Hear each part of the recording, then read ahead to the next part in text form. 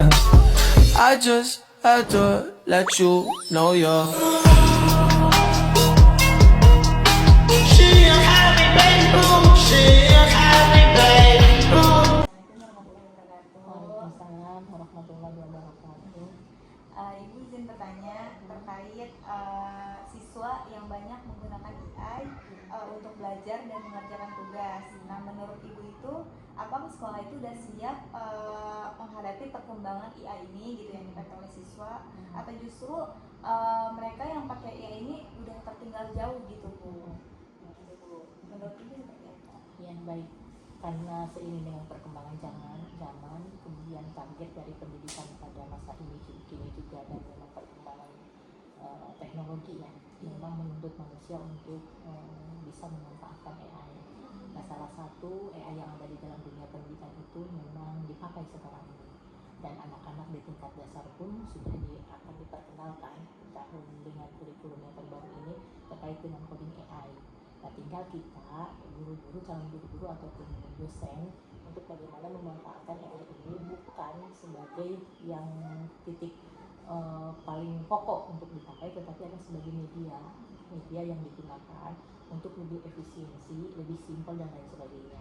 Namun ketika kita memakai AI ini perlu juga dipertimbangkan.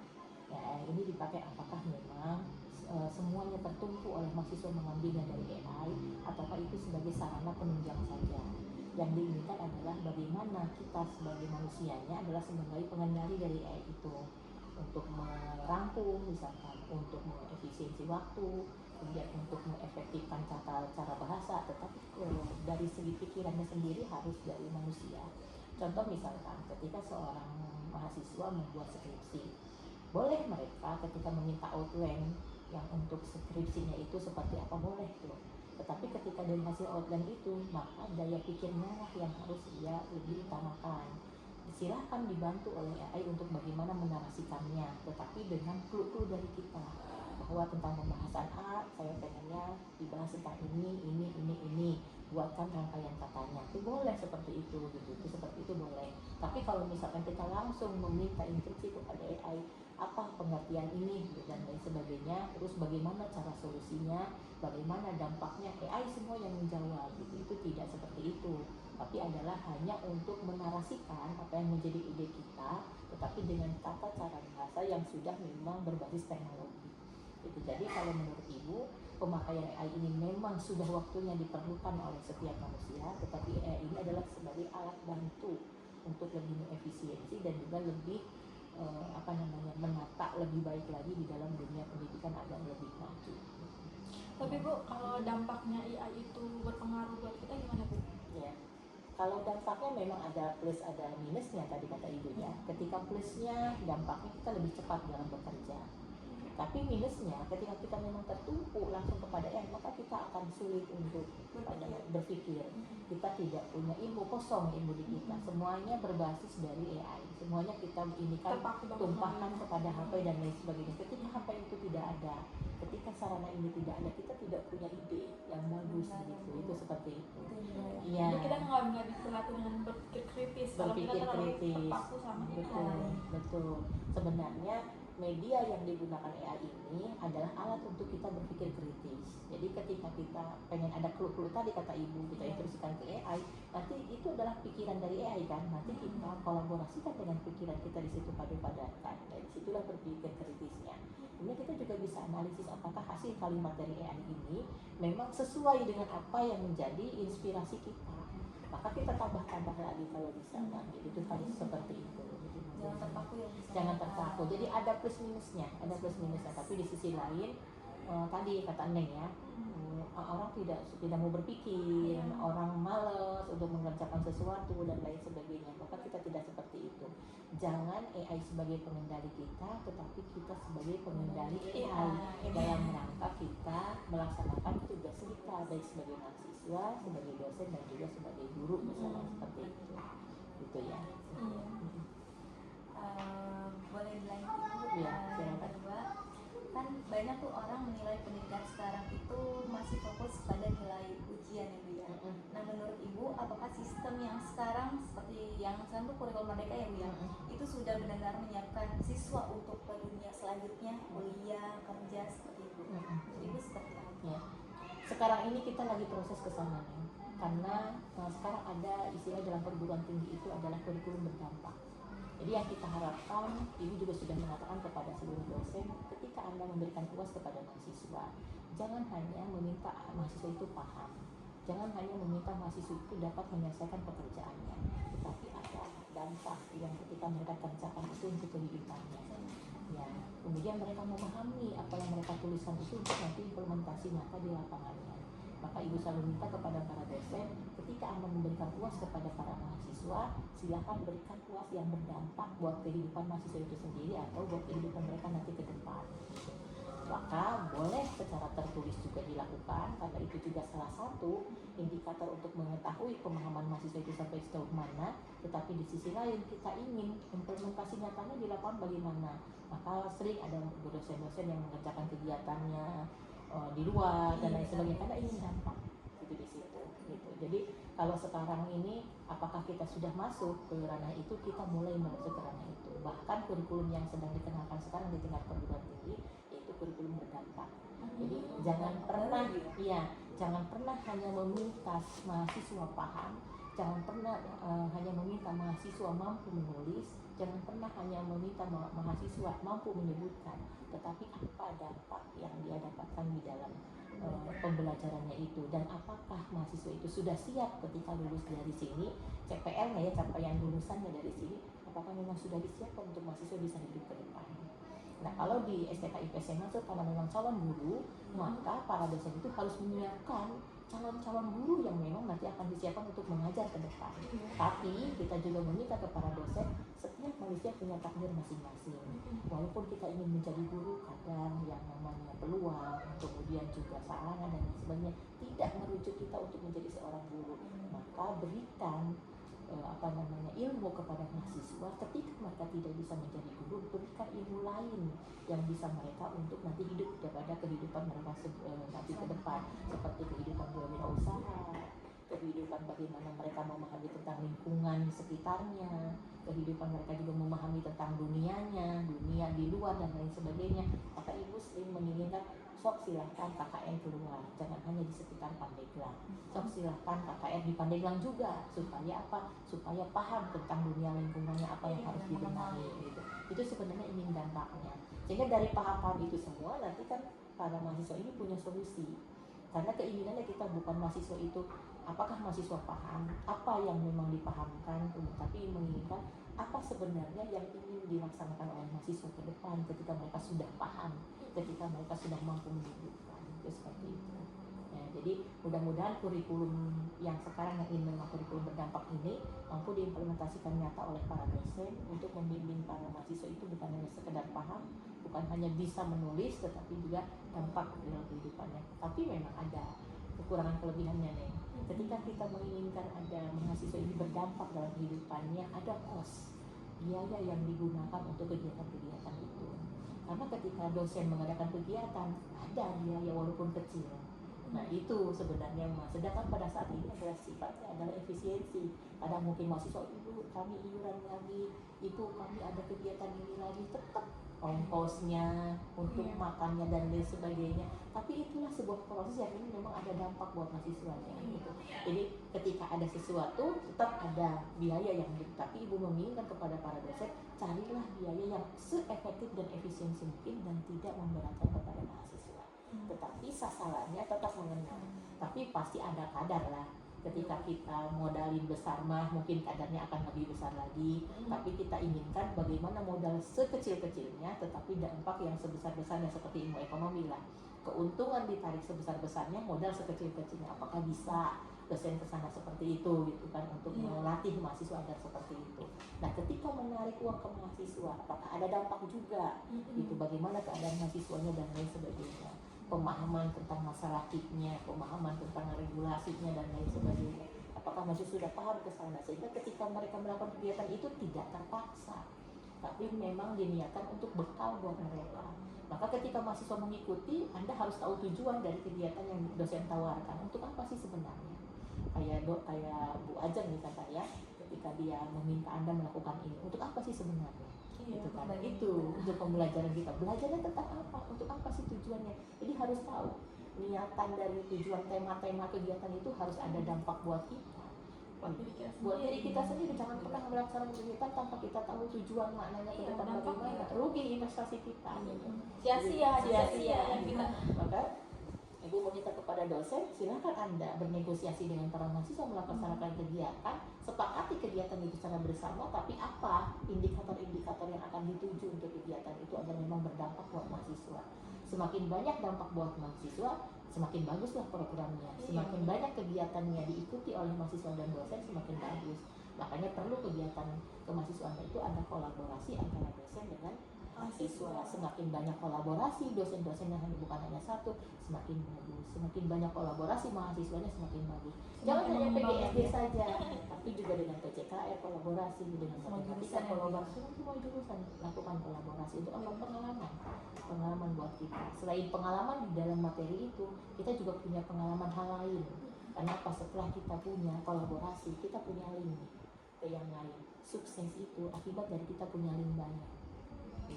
Ketika kita sudah dipercaya oleh orang lain, maka orang lain pasti akan mengajak kita untuk bisa sukses bareng dengan mereka. Dari mana? Dari kolaborasi itu. Makanya kalau bahasa Islam istilahnya silaturahmi. Silaturahmi di dalam kegiatan kolaborasi.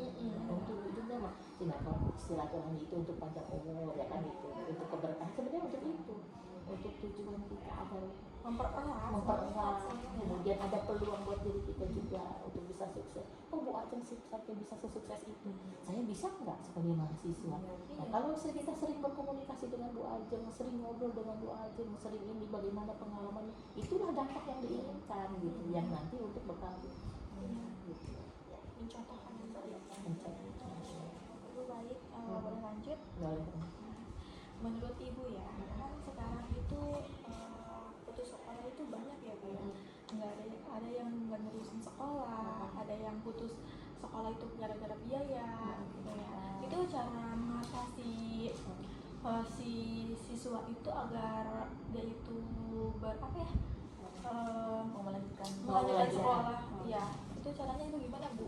Yang pertama, pendidikan itu memang tugas negara. Ya, itu tugas negara.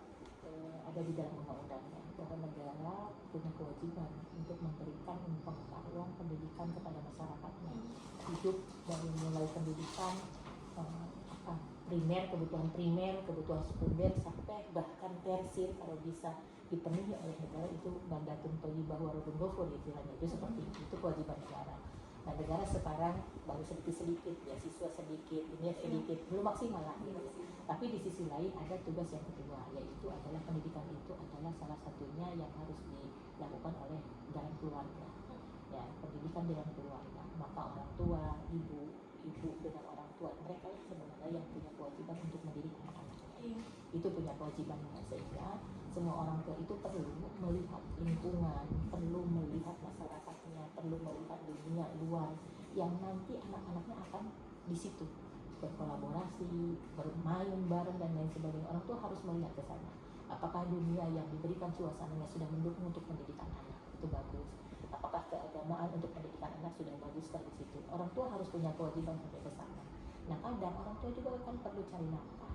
Mereka juga punya kewajiban hal yang lain, bukan hanya untuk memberikan pendidikan. Maka dititipkanlah kepada lembaga-lembaga pendidikan. Gitu, si anak-anak tersebut oleh orang tua karena keterbatasan ilmu mungkin, keterbatasan waktu mungkin, maka dititipkan anak-anak kita di lembaga pendidikan. Dan ketika lembaga pendidikan yang dititipkan oleh orang tua, maka paling tidak sudah sekian persen orang tua percaya kepada kita sebagai lembaga pendidikan untuk membentuk karakter anak. Maka ketika sudah ada di lembaga kita harus sebagai para di lembaga pendidikan itu harus berdiferensiasi sifatnya. Pertama, harus tahu dulu bagaimana latar belakangnya, bagaimana kemampuan anak sebelumnya, kemudian bagaimana apa yang dibutuhkan oleh anak, bagaimana hobinya, apa keinginannya, apa cita-cita dan lain sebagainya. Maka disitulah bibit awal untuk bagaimana mempola anak-anak kita untuk dididik oleh kita. Lakukan setelah inputnya kelihatan, maka lakukan proses di situ, diproses oleh kita. Ketika diproses tidak semuanya sama, karena anak ini diferensinya berbeda-beda. Ada mungkin anak yang memang sudah sangat paham terhadap kehidupan ini, ada anak yang memahami keluarganya, ada yang mungkin juga tidak, ada yang anak baru saja mengenal dengan dunia luar karena memang mereka biasanya ada di dalam keluarga saja, belum pernah ini. Nah semua itu dosen-dosen itu harus bagaimana memberikan pendampingan kepada anak dengan berbagai jenis. Makanya di dalam pendidikan itu ada 3 hal yang harus kita lakukan. Pertama, berikan pendidikan kepada anak yang kurang paham ataupun yang masih low, yang masih rendah di dalam pemikirannya. Berikan juga pendidikan kepada anak yang sedang, yang memang sudah ada bakat tertentu, sudah ada ilmu tertentu yang dibawa oleh mereka, tetapi baru pada tingkat sedang. Ada juga anak yang sudah high, yang tinggi, mereka datang ke sini sebenarnya sudah banyak ide dan lain sebagainya. Ada 3 ranah. Tambah lagi ada lagi anak-anak yang memang punya disabilitas berbasis inklusi, ABK seperti itu ada 4 hal. Nah kita sebagai guru di dalam satu pertemuan itu harus bisa berkolaborasi dengan 4 anak itu dan bisa memberikan layanan terhadap 4 anak itu. Jadi bagaimana anak yang low harus diapakan, anak yang tadi sedang harus diapakan, anak yang memang sudah pintar harus diapakan, sampai kepada anak disabilitas juga harus diapakan oleh kita. Guru itu harus punya metode di 4 ranah itu yang harus dilakukan oleh oleh guru ya, oleh guru. Maka tadi siapa sebenarnya yang punya kewajiban untuk mendidik? Semua punya kewajiban untuk mendidik. Yang pertama pemerintah mensupport lembaganya, mensupport dananya dan lain sebagainya dengan mungkin sekarang baru sifatnya bantuan beasiswa, bantuan bangunan walaupun belum rata karena memang tingkat kesuburan Indonesia sih tinggi, tetapi pemanfaatan karena sumber daya manusianya yang masih lemah di kita belum mampu untuk diimplementasikan nyata ke semua masyarakatnya. Jadi belum paham bahwa semua istilahnya padi dan lain sebagainya harusnya dari kita untuk kita, tapi itu belum dilakukan itu, sehingga belum semuanya terkoordinir oleh pemerintah. Maka orang tua yang harus sekarang bagaimana memberikan sandang, pangan, papan kepada anak yang memang punya kewajiban. Karena orang tua harus ketika mereka meninggalkan anaknya harus dalam keadaan kuat. Kuat itu bukan hanya kuat badannya saja, kuat fisiknya, kuat kemampuan pemikirannya, kuat agamanya dan lain sebagainya. Sehingga ketika mereka nanti ditanya di akhirat bagaimana anaknya, apakah dari tadinya putih sudah dibikin seperti apa, apakah memang kembali kepada fitrahnya mereka datang ke nanti di akhir itu seperti itu. Tapi jangan pernah menyalahkan orang tua ketika orang tua tidak bisa memberikan sandang, pangan, papan, karena setiap nasib orang kan bisa beda-beda ya. Tapi Bu, bagaimana nih ya kalau orang tuanya itu tidak mendukung si anak ini untuk berpendidikan, untuk sekolah aja dulu ya Bu. Kalau berpendidikan kan terlalu tinggi ya Bu.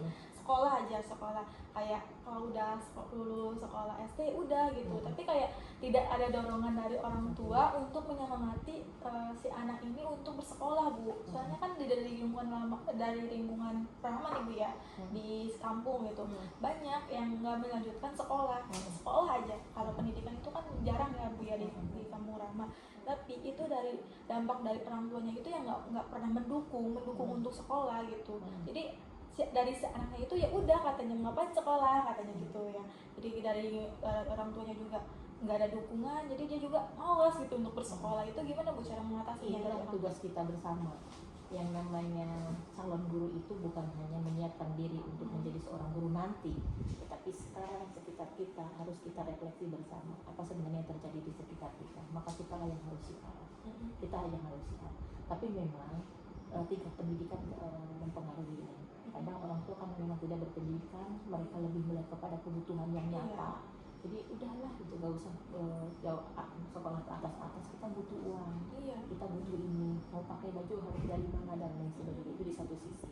Tetapi kalau orang tua memang sudah berpendidikan, misalkan S1 orang tuanya, pasti dia menginginkan anaknya lebih dari dia, lebih tinggi dari dia, dan pasti orang tua akan menginginkan kehidupannya lebih mapan lagi dari dia.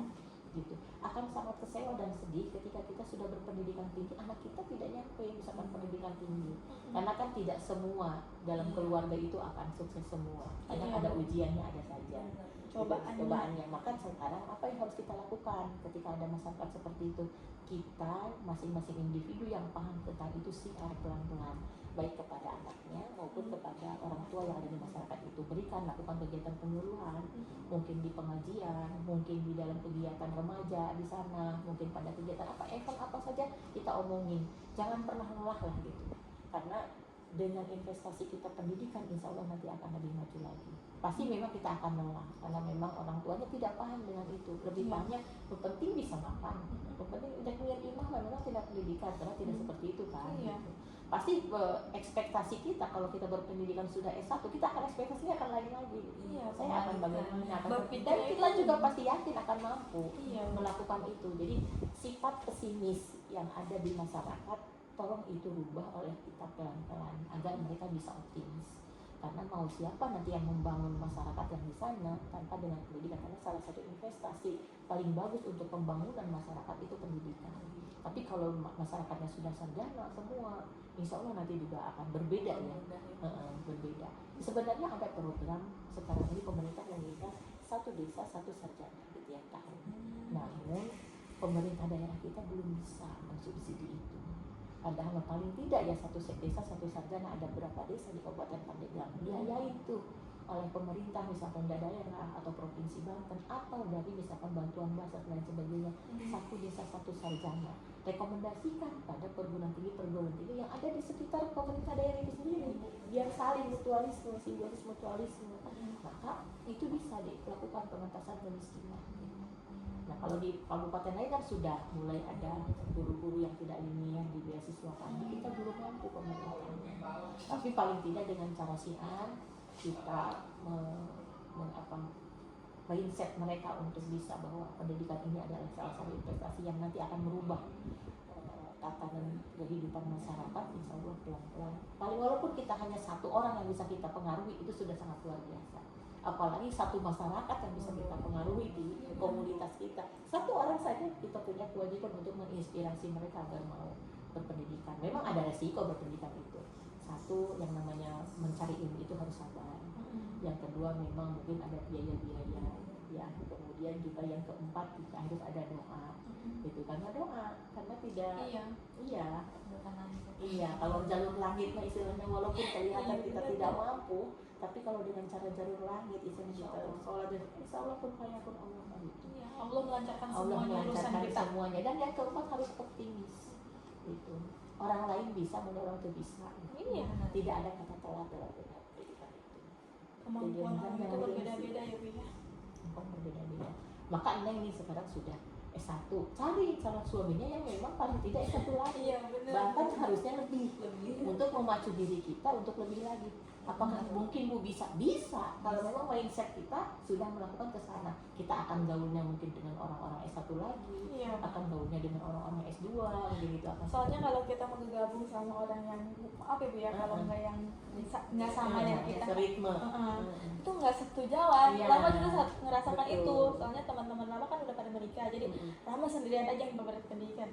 Kok nggak sejalan kayak gini ya omongannya, kayak nggak kayak berbeda kayak air sama minyak itu nggak menyatu Bu gitu. Jadi arahnya nggak tahu kemana gitu. Tapi yang teman-teman itu memikirkan udah cari uang menikah gitu, udah tujuannya kayak gitu.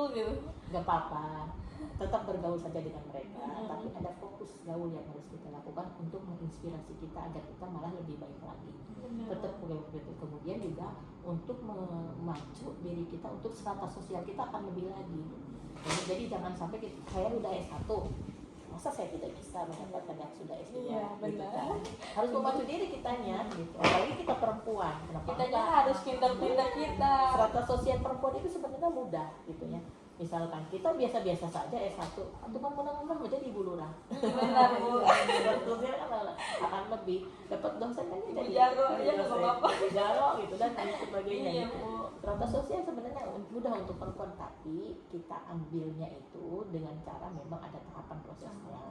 Tidak boleh ambisi, tidak boleh terlalu bagaimana. Nanti juga Allah akan mengaturnya kok buat kita gitu. Yang penting memang kita punya artnya, kita punya keilmuannya, kita nanti juga akan berkumpul dengan orang-orang yang seritme dengan kita, insya Allah nanti mereka akan membawa kita. Yang sekiranya harus dirubah Gitu. dari sekarang.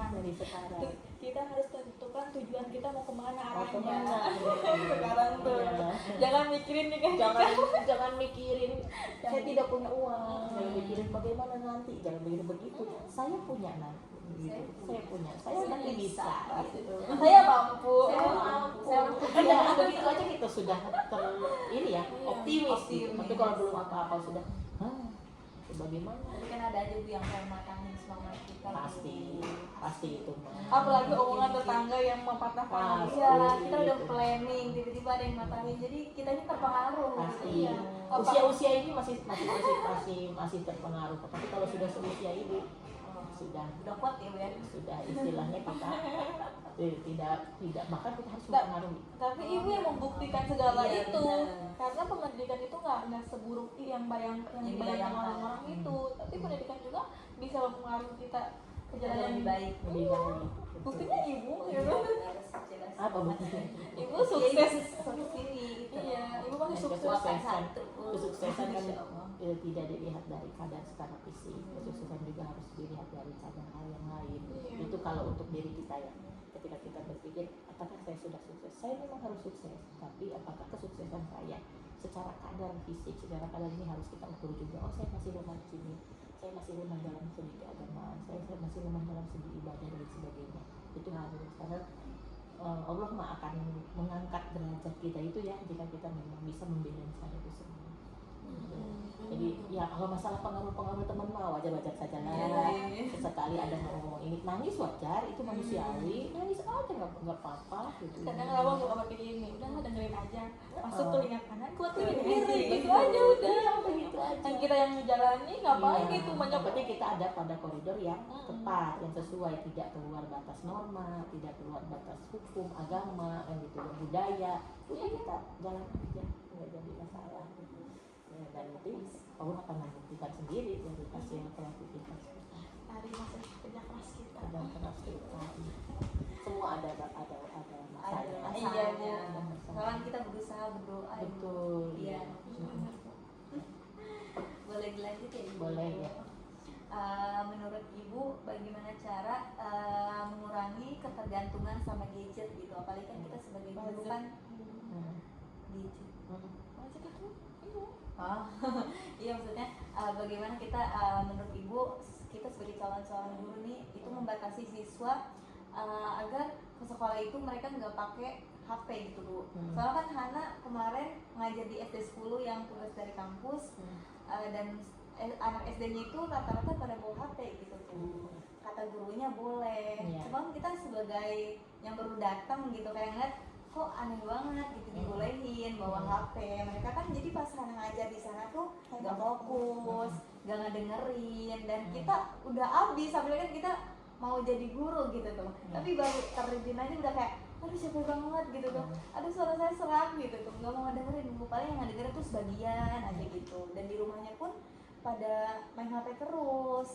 Dan di sekolah tuh kayak karena main ini enggak, karena main ini enggak, karena minta ini dong kayak gitu. Jadi kan itu mereka udah terpengaruh sama HP dan pastinya orang tuanya nggak membatasi gitu. Nah kita sebagai orang guru tuh gimana biar mereka tuh nggak terlalu lengket sama gadget gitu. Pertama yang harus kita desain kurikulum. Kurikulumnya. Kurikulum kita mau seperti apa? Kalau memang kurikulum kita sudah mengedepankan berbasis teknologi, pasti memang ada memakai HP. Tetapi memakai HP-nya pada jam-jam tertentu ketika memang pembelajaran tentang pendalaman teknologi. Itu harus seperti itu. Banyak kok sekolah-sekolah yang sudah maju, kayak Man IC Serpong, ya, yang sekarang memang tertinggi di Indonesia ya. Tertinggi di Indonesia, bahkan mau tingkat Asia kan untuk tertingginya. Apakah mereka tidak pakai HP? Pakai ya. Mereka memakai HP. Waktunya mereka memakai tab, bahkan mereka mengaji juga memakai tab. Itu di masjid-masjid seperti itu. Hanya guru memberikan SOP-nya di sana. Standar operasi prosedur seperti apa melaksanakan memakai HP. Kemudian guru juga punya yang namanya sistem kontrol HP untuk anak itu. Ketika anak mau membuka situs dan sebagainya, itu sistemnya sudah terlacak oleh si guru tersebut. si anak ini terdeteksi akan membuka situs apa gitu, terdeteksi dan seperti itu. Maka ketika kita memang akan melaksanakan pembelajaran berbasis HP, kurikulum itu dulu kita desain. Waktu kapan akan memakai HP, waktu kapan yang tidak usah membawa HP, itu seperti itu. Di MTSN 1 juga sama. Ketika anak ibu tidak boleh membawa HP, tidak bawa. Tetapi ketika anak ibu harus menggunakan HP, mereka bawa. Dan orang gurunya sudah ngomong, tolong berikan kuota buat anak. Takut internet yang ada di sekolah tidak terpenuhi semua. Namanya banyak kan anak siswa bawa, tetapi mereka memakainya untuk keperluan kegiatan pembelajaran. Misalkan melihat di YouTube terkait dengan pembelajaran SKI misalkan, atau tentang sejarah-sejarah, mereka akses ke sana. Itu kan di sisi lain mereka harus membuat resume kan, resume dari tontonan-tontonan itu kan pakai HP. Itu satu di sisi. Yang keduanya, kalau memang anak supaya tidak mudah terlalu banyak menggunakan HP, berikan proses pembelajaran dengan media pembelajarannya berbasis lingkungan. Ajak anak sering praktek-praktek tanpa menggunakan HP dengan mengenalkan alam dan lain sebagainya. Prakteklah kita. Silakan SKI bisa tadabbur alam, fikih juga bisa dengan alam, Al-Quran hadis juga bisa dengan alam gitu kan. Biologi apalagi, IPA apalagi, matematika juga apalagi. Silakan. Tinggal kita bagaimana cara mendesain media pembelajaran tanpa menggunakan HP, tetapi anak tertarik untuk bermain media tersebut untuk digunakan di dalam proses pembelajaran. Itu masa pintar gurunya, iya, pintar orang tuanya, gitu. Orang tuanya juga harus pintar-pintar mengatur si anak itu. Betul, tetapi tetap kita kenalkan terkait HP, karena takut nanti lulusan dari sekolah kita orang lain sudah menggunakan HP sampai membuat desain misalkan tentang sejarah Islamnya, sampai membuat grafik dan sudah keren, anak kita baru hanya sekedar menggambarkan gambar biasa, itu juga tidak akan bagus, ketinggalan karena dunia mereka kan. Di dalam pembelajaran juga Al-Ghazali sendiri meminta kan, berikan pembelajaran untuk masa mereka, bukan pembelajaran untuk masa kita. Itu berikan proses pembelajaran untuk nanti disiapkan untuk masa mereka, untuk hidup mereka, bukan untuk hidup kita. Jadi jangan terlalu banyak ngomongin tentang sejarah kita, tapi kita harus ngomongin bagaimana ke depan nanti Anda menghadapi. Iya. Kan kadang anak boring kalau sudah dia omongin cerita-cerita zaman lalu, kita juga ada gitu kan. Coba omongin tentang nyata yang sedang terjadi di lapangan. Oh, mahasiswa itu sekarang sedang demo, bagaimana sikap kita gitu kan, dan lain sebagainya. Apa sisi lainnya dan lain sebagainya. Pemerintah sebenarnya mau kemana? Kaji juga pemerintah juga, mungkin pengen juga pemerintah juga gitu. Jangan lihat negatifnya doang, karena memang ada yang ngeburu-buru ke kita. Ayo demo, bukan itu, ayo uang, bukan seperti itu gitu. Jadi harus dilihat dari semuanya gitu ya. Ibu, kita lanjutkan terakhir ya Bu ya. Ya, siap. Nah, bagaimana cara mengatasi ini? Kan ada di sekolah yang waktu itu lama bilang Bu ya, yang itu salah gurunya atau salah siswanya, itu dia tuh kayak berhubungan seksual gitu, tetapi dia itu emang terjadi hamil nih si siswanya ini Bu. Nah seharusnya itu kan gurunya itu harus dikeluarkan dari sekolah, tetapi ini dia masih tetap mengajar di sekolah itu Bu. Dengan guru, dihamilin oleh guru? Iya, dihamilin oleh guru. Jadi ya itu kayak berhubungan seksual, kayak si gurunya ini kan masih remaja ya Bu, pemuda lah, pemuda ya Bu ya, udah berumur juga, terus kayak dia tuh kayak pengen ngedeketin si siswanya itu Bu, terus kayak ngajak-ngajakin lagi gitu. Itu terjadi di sekolah Rahma Bu. Nah kenapa itu si guru itu tidak dikeluarkan dari sekolah gitu Bu? Itu kayak gimana sih Bu cara mengeluarkan si guru itu biar supaya dia itu terkena apa ya sekarang tuh hukum gitu. Iya Bu ya. Begini, ketika memang kita melihat ada kasus yang melanggar norma ataupun kode etik ya, yang memang ada, pertama kalau memang itu mau dilaporkan kita harus siapkan beberapa bukti. Pertama, apakah kita memang melihat satu dulu ya, apakah kita memang melihat. Yang kedua, ketika kita melihat bahwa kita saksi, jangan hanya kita. Misalkan kalau kita melihat kejadian, saksi 2 atau 3, usahakan saksi ada laki-lakinya, jangan hanya perempuan doang. Karena di dalam Islam saksi itu yang paling sah itu laki-laki. Gitu. Karena pertimbangannya tidak ke emosional, karena perempuan emosional, sensitif dan sebagainya. Langsung itu emosi. Siapkan bukti-bukti itu dulu semua, kemudian baru kita laporkan, gitu ya, baru kita laporkan. Nah sebenarnya memang keadaan seperti itu kan sudah melanggar kode etik norma ya. Yang ibu inginkan adalah sebenarnya bagaimana aturan yang ada di sekolah tersebut sampai si guru tersebut tidak dikeluarkan. Iya, benar. Apakah memang baru sekedar temuan enggak, maksudnya baru sekedar hanya dugaan, ataukah memang sudah terbukti benar bahwa dia yang melakukan. Iya, Jadi harus ada dari kedua belah pihak, harus ada ini.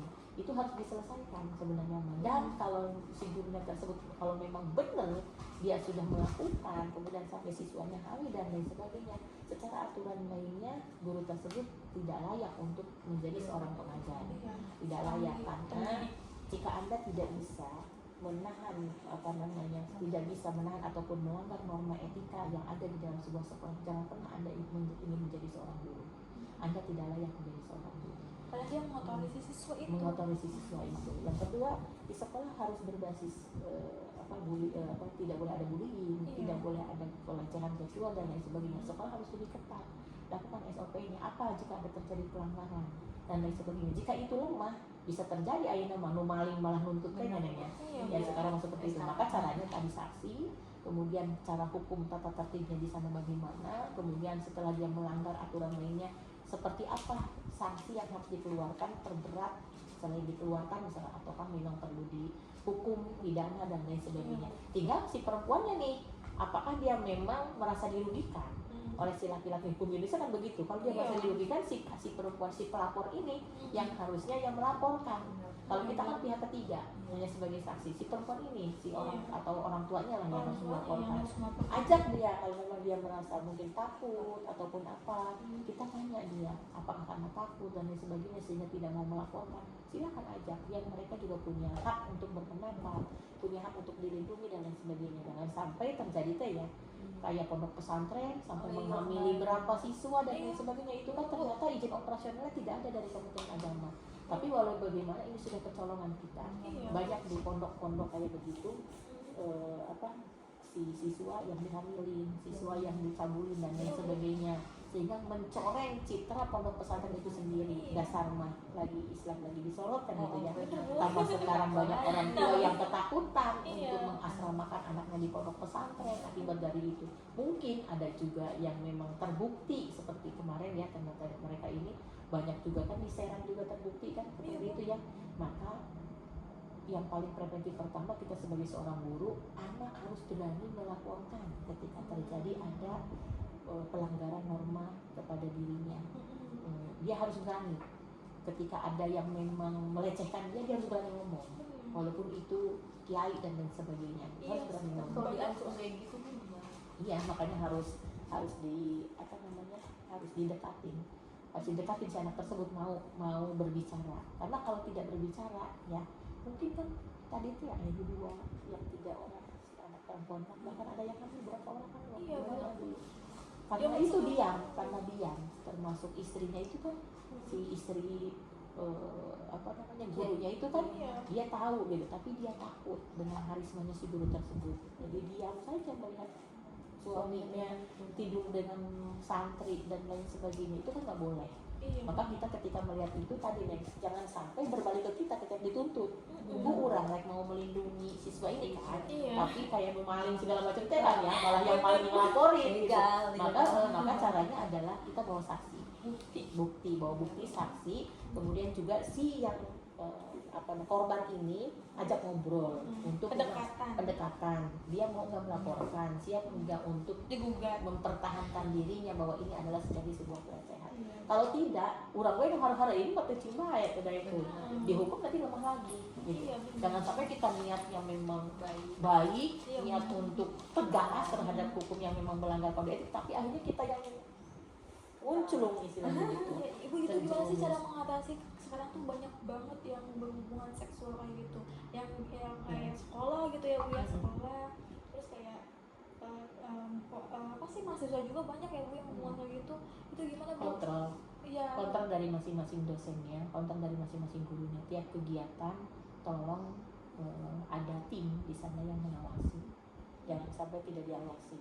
Kayak misalkan kegiatan pelantikan atau apa, ada nggak tim dari kita sudah ada tim satgas ya kalau di SPKIP, tim PPKS tersebut itu harus kontrol ke sana. Itu dia kegiatan. Jangan sampai ada kesempatan untuk anak berduaan doang pernah sampai Tapi gitu. bukan di dalam lingkungan ini aja sih sebenarnya Iya. ya, benar hubungan seksual itu masih di luar kan, Iya, kayak betul. gitunya ibu. Ya dunia sudah seperti ini ya Nenek. Ya Ibu. terutama dari kita lah, makanya dari kita sendiri, lingkungan kita, keluarga kita sedikit-sedikit masih siar bahwa itu tidak baik, itu akan menjerumuskan. Yang terjadi apa katanya kalau manusia sudah melakukan itu, walaupun dia nikah tidak ada keberkahan. Iya benar. Ya, gitu. Karena dihukumnya itu dunia dan akhirat, hal yang seperti itu. Mungkin sesaat mereka emosi ya, nafsu syahwat, tapi di sisi lain tidak berkah kehidupannya, Iya benar. tidak akan berkah. Apalagi kalau udah terjadi sama sebuah anak ya bu ya. Nah, Itu apalagi sampai seperti itu, ya kita ngeri lah hal yang seperti itu ya. I just had to let you know you're